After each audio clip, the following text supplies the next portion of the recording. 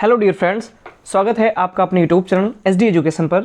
आज है 1 अप्रैल 2025 और हम बात करेंगे रेगुलर की तरह आज के most important current affairs question के बारे में। जैसा कि आप सभी लोग जानते हैं, हम अपने इस वीडियो में जो भी आने वाले एग्जाम्स हैं उन एग्जाम्स में जो करंट अफेयर्स रिलेटेड क्वेश्चन पूछे जाते हैं उन क्वेश्चन को यहाँ पर कवर किया जाता है। साथ ही साथ उन क्वेश्चन रिलेटेड जो भी इंपॉर्टेंट फैक्ट बनते हैं उनको भी एक्सप्लेन किया जाता है। तो अगर आप वीडियो पर पहली बार आए हैं तो वीडियो को शुरू से लेकर लास्ट तक पूरी देखिए।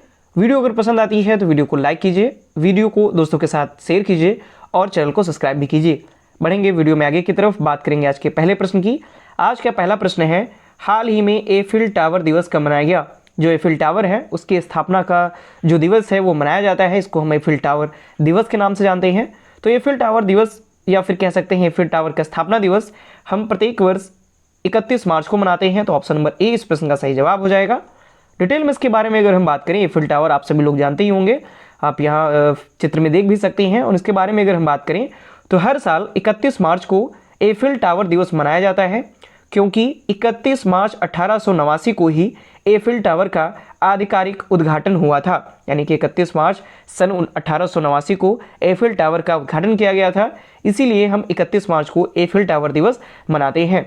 लगभग 2 लाख से अधिक लोगों की उपस्थिति में इस टावर का उद्घाटन किया गया था। यानी कि उस समय जब उद्घाटन किया गया था उस टाइम वहाँ पे लोगों की संख्या जो थी वो लगभग 2 लाख से भी अधिक बताई जा रही है।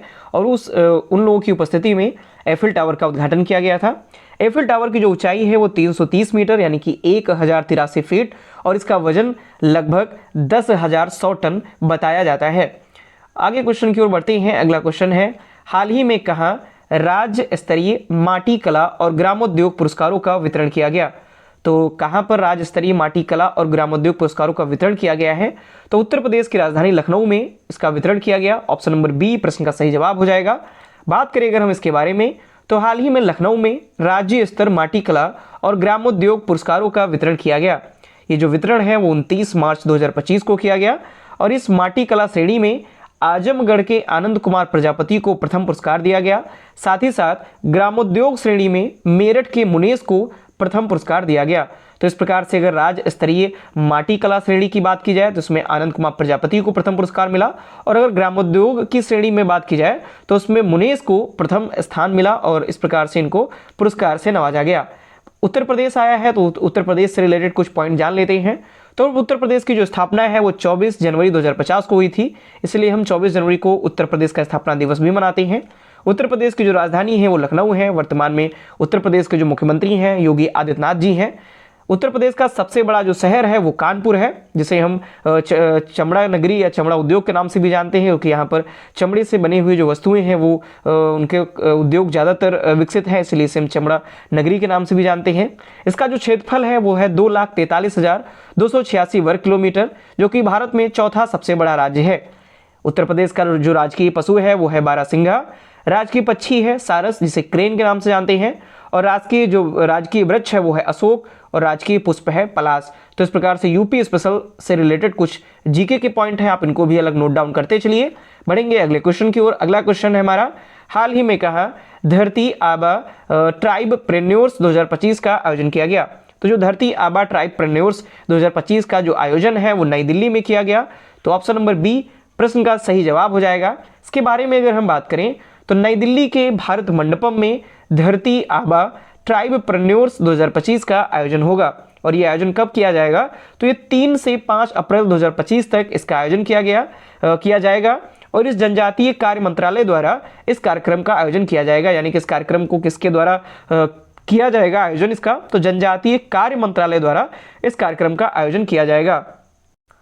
और जो ये धरती आबा ट्राइबप्रेन्योर्स 2025 बिरसा मुंडा की 150वीं जयंती को ये समर्पित है। इसके जरिए अनुसूचित जनजाति यानी कि ST उद्यमियों के लिए एक प्लेटफॉर्म प्रोवाइड किया जा रहा है, ताकि जो ST यानी अनुसूचित जनजाति से रिलेटेड जो भी उद्यमी आते हैं उनको एक प्लेटफॉर्म मिल सके और वो भी चल करके आगे विकसित हो सके। आगे अगर अगले क्वेश्चन की बात करें हम तो अगला क्वेश्चन है, हाल ही में कहा पर्यावरण 2025 पर 2 दिवसीय राष्ट्रीय सम्मेलन आयोजित किया गया? तो पर्यावरण 2025 पर 2 दिवसीय जो राष्ट्रीय सम्मेलन है ये अगेन नई दिल्ली, इस प्रश्न का सही जवाब हो जाएगा। नई दिल्ली में इसका आयोजन किया गया है। ऑप्शन नंबर सी प्रश्न का सही जवाब। इसके बारे में अगर हम बात करें तो नई दिल्ली में पर्यावरण 2025 पर 2 दिवसीय राष्ट्रीय सम्मेलन का आयोजन किया गया। और ये जो आयोजन है ये 29 से 30 मार्च 2025 तक किया गया। इसका जो उद्घाटन है तो राष्ट्रपति द्रौपदी मुर्मू जी ने पर्यावरण 2025 सम्मेलन का उद्घाटन किया।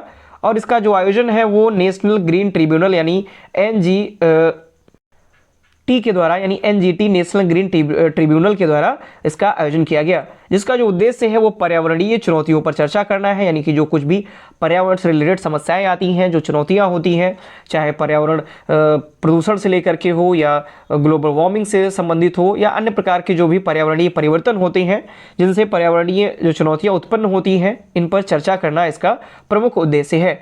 आगे क्वेश्चन की ओर बढ़ेंगे। अगला क्वेश्चन है, हाल ही में कहा भारत अमेरिका व्यापार वार्ता को लेकर बैठक आयोजित की गई। तो भारत और अमेरिका व्यापार वार्ता को लेकर के जो बैठक हुई वो नई दिल्ली में आयोजित हुई। तो ऑप्शन नंबर डी प्रश्न का सही जवाब हो जाएगा। आप एक चीज़ बिल्कुल नोट करते चलिए, इस टाइम जो भी इंटरनेशनल जो मीटिंग्स हो रही हैं, इंटरनेशनल जो बैठक हो रही हैं, अगर वो भारत में हो रही हैं तो विशेषकर नई दिल्ली में उनका आयोजन किया जा रहा है। तो अगर कुछ ऐसे प्रश्न हैं जिसमें ऑप्शन नई दिल्ली है और वो आयोजन भारत में किया गया है तो आप नई दिल्ली में उनको आप टिक कर सकते हैं अगर वो क्वेश्चन आपको ना आ रहा हो। तो इस प्रश्न का सही जवाब भी ऑप्शन नंबर डी नई दिल्ली हो जाएगा। बात करें अगर हम इसके बारे में तो हाल ही में नई दिल्ली में भारत अमेरिका व्यापार वार्ता को लेकर एक बैठक हुई और ये जो बैठक है वो 26 से 29 मार्च 2025 तक आयोजित की गई। इस बैठक में भारत के वाणिज्य विभाग और अमेरिकी व्यापार प्रतिनिधि कार्यालय के प्रतिनिधियों ने हिस्सा लिया। और इस बैठक का जो उद्देश्य था वो निष्पक्षता, राष्ट्रीय सुरक्षा, रोजगार सृजन सुनिश्चित करने वाले विकास को बढ़ावा देना इसका प्रमुख उद्देश्य था। अमेरिका आया है तो अमेरिका के बारे में जान लेते हैं। तो अमेरिका जो कि नॉर्थ अमेरिका की एक कंट्री है जिसे हम USA के नाम से जानते हैं, यूनाइटेड स्टेट ऑफ अमेरिका इसका पूरा नाम होता है। बेसिकली दो, एक नॉर्थ अमेरिका है और एक साउथ अमेरिका है। तो जो USA है यानी अमेरिका जो कंट्री है ये नॉर्थ अमेरिका में पड़ता है। ऊपर आप यहाँ पर कनाडा है और यहाँ नीचे मैक्सिको है और इसी के बीच में पड़ता है ये यूनाइटेड स्टेट ऑफ अमेरिका, जिसकी राजधानी वाशिंगटन DC है और इसका सबसे बड़ा जो शहर है वो न्यूयॉर्क सिटी इसका सबसे बड़ा शहर है। वर्तमान में जो राष्ट्रपति बन करके आए हुए हैं वो हैं डोनाल्ड ट्रंप और जो उपराष्ट्रपति हैं वो हैं JD वेंस। 50 स्टेट आते हैं इसके अंतर्गत, टोटल 50 स्टेट है। ये भी आप नोट डाउन करते चलिए और इम्पोर्टेंट जो भी है आप ध्यान करते चलिए। अगर आपको याद है तो सही है, अगर नहीं याद है तो आप उनको नोट करते चलिए। बढ़ेंगे आगे क्वेश्चन की ओर। अगला क्वेश्चन है, हाल ही में म्यांमार में आए विनाशकारी भूकंप की त्वरित प्रतिक्रिया में किस देश ने ऑपरेशन ब्रह्मा शुरू किया? तो अभी हाल ही में म्यांमार में काफ़ी तगड़ा भूकंप आया हुआ था जिसकी तीव्रता 7.7 दर्ज की गई। 7.7 तीव्रता का ये भूकंप था। काफ़ी ज़्यादा नुकसान हुआ है वहाँ पर, काफ़ी ज़्यादा जो व्यक्ति हैं वो घायल हुए हैं, काफ़ी लोगों की जान भी गई है। तो वहाँ पर जो ये भूकंप आया, इस भूकंप को लेकर के जो सहायता के रूप में या कह सकते हैं त्वरित प्रतिक्रिया के रूप में ऑपरेशन ब्रह्मा किसके द्वारा शुरू किया गया? तो ये भारत के द्वारा ऑपरेशन ब्रह्मा शुरू किया गया, ऑप्शन नंबर सी। इसके द्वारा जो भारत है उसने अपनी सहायता जो है वो म्यांमार को भेजी हुई है। इसके बारे में अगर हम डिटेल में बात करें तो म्यांमार में आए विनाशकारी भूकंप की त्वरित प्रतिक्रिया में भारतीय सेना ने ऑपरेशन ब्रह्मा शुरू किया और इसके तहत भारत ने म्यांमार को सहायता भेजी। कब? तो 28 मार्च 2025 को। तो लेफ्टिनेंट कर्नल जगनीत गिल के नेतृत्व में शत्रुजीत ब्रिगेड मेडिकल रिस्पॉन्डर्स की जो 118 सदस्य टीम है ये ऑपरेशन ब्रह्मा में कार्यरत है और इसके तहत जो भारतीय सेना है वो म्यांमार में 60 बेड वाला मेडिकल सेंटर भी स्थापित करेगी और अन्य जो भी समस्याएं हैं वहां पर म्यांमार में उनका भी समाधान करेगी और अन्य जो भी वस्तुओं की आवश्यकता होगी वो भी प्रोवाइड करने की जो जिम्मेदारी है वो ऑपरेशन ब्रह्मा के अंतर्गत रहेगी। आगे कुछ महत्वपूर्ण जो ऑपरेशन है जो कि भारत के द्वारा समय समय पर चलाए गए दूसरे देशों में सहायता के रूप में। तो सबसे पहले अगर बात करते हैं, भारत के द्वारा ऑपरेशन मैत्री चलाया गया था 2015 में, जो कि नेपाल में भूकंप आया था 7.8 तीव्रता का।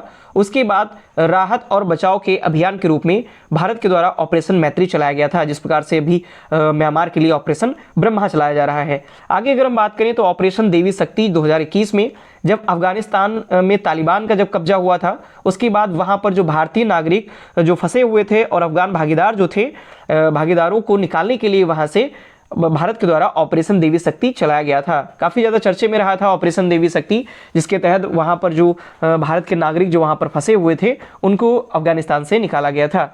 फिर आगे चल करके ऑपरेशन गंगा भारत के द्वारा शुरू किया गया 2022 में, जब रूस और यूक्रेन के बीच में जब युद्ध हुआ था और इसके दौरान भारतीय जो नागरिक थे उनको यूक्रेन से या रूस से निकालने के लिए भारत ने ऑपरेशन गंगा शुरू किया था। तो ये कुछ इंपॉर्टेंट अभियान हैं जो भारत के द्वारा समय समय पर चलाए गए और अभी फिलहाल तो म्यांमार में ऑपरेशन ब्रह्मा चलाया जा रहा है।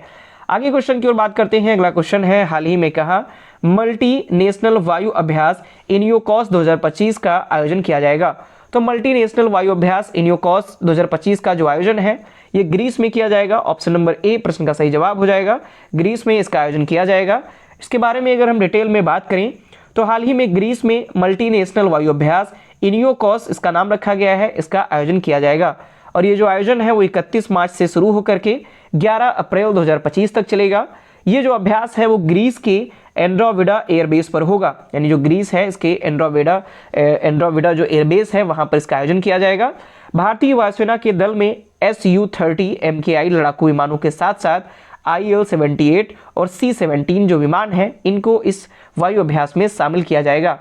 आगे अगर बात करें तो अगला क्वेश्चन है, हाल ही में किस देश में बिना प्रधानमंत्री के कार्यवाहक सरकार का गठन हुआ, यानी वहां की जो सरकार थी वो गिर गई है तो नई कार्यवाहक सरकार का गठन किया गया है और वो भी बिना प्रधानमंत्री के कार्यवाहक सरकार का गठन हुआ है। तो ऐसा किस देश में हुआ है, तो ऐसा हुआ है सीरिया में। ऑप्शन नंबर सी प्रश्न का सही जवाब हो जाएगा, सी फॉर सीरिया, यानी सीरिया में इसका इस प्रकार से हुआ है कि बिना प्रधानमंत्री के कार्यवाहक सरकार का वहां पर गठन किया गया है। इसके बारे में अगर हम बात करें तो हाल ही में सीरिया में कार्यवाहक सरकार का गठन हुआ और इस सरकार में कोई भी प्रधानमंत्री नियुक्त नहीं किया गया है। कब, तो 29 मार्च 2025 को इसका गठन किया गया। अंतरिम सरकार में जो हिंद काबावत हैं उनको सामाजिक मामलों और श्रम मंत्री के रूप में नियुक्त किया गया है। साथ ही साथ जो अंतरिम राष्ट्रपति जुलानी ने 23 मंत्रियों को सरकार में नियुक्त किया है। अंतरिम राष्ट्रपति जो नियुक्त किए गए हैं वो है अल जुलानी और इन्होंने 23 मंत्रियों को इस कार्यवाहक सरकार में नियुक्त किया है, जिसके तहत जो हिंद काबावत हैं इनको सामाजिक मामलों और श्रम मंत्री के रूप में नियुक्त किया गया है। बात करें सीरिया आया है तो सीरिया के बारे में अगर हम बात करें तो ये पश्चिमी यूरोप में पड़ता है सीरिया। आप यहाँ पे देख सकते हैं ये है सीरिया, ऊपर यहाँ पर है टर्की, यहाँ पर है इराक और ये है जॉर्डन और ये इधर लेबनान है और इसी के जस्ट ये बीच में पड़ता है ये सीरिया जो कि पश्चिमी यूरोप के अंतर्गत आता है।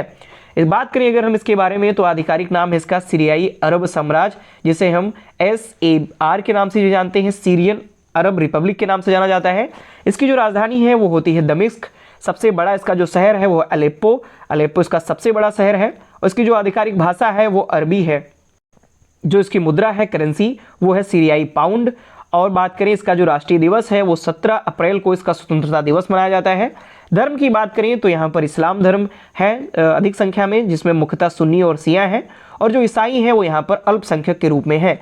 इसका जो राष्ट्रीय प्रतीक है वो है बा, जिसे हॉक ऑफ कुरैश के नाम से भी जाना जाता है, इसका राष्ट्रीय प्रतीक है। तो ये कुछ इंपॉर्टेंट फैक्ट हैं, इंपॉर्टेंट जीके के पॉइंट हैं जो कि सीरिया के बारे में है, खासकर इसकी राजधानी। और अभी राष्ट्रपति तो हमने बताया ही है, वो अंतरिम राष्ट्रपति नियुक्त किए गए हैं और जो प्रधानमंत्री है वहाँ पर कोई नहीं है क्योंकि अंतरिम सरकार का गठन अभी यहाँ पर हुआ है। आगे क्वेश्चन की ओर बढ़ेंगे। अगला क्वेश्चन है, हाल ही में किस भारतीय खिलाड़ी ने पेशेवर बैडमिंटन से संन्यास की घोषणा की। तो कौन से भारतीय खिलाड़ी हैं जिन्होंने पेशेवर बैडमिंटन से संन्यास की घोषणा कर दी है, तो ऑप्शन नंबर ए प्रश्न का सही जवाब हो जाएगा, यानी कि बी सुमित रेड्डी ने अभी बैडमिंटन से संन्यास की घोषणा कर दी है। तो हाल ही में बी सुमित रेड्डी ने पेशेवर बैडमिंटन से संन्यास लेने का ऐलान किया।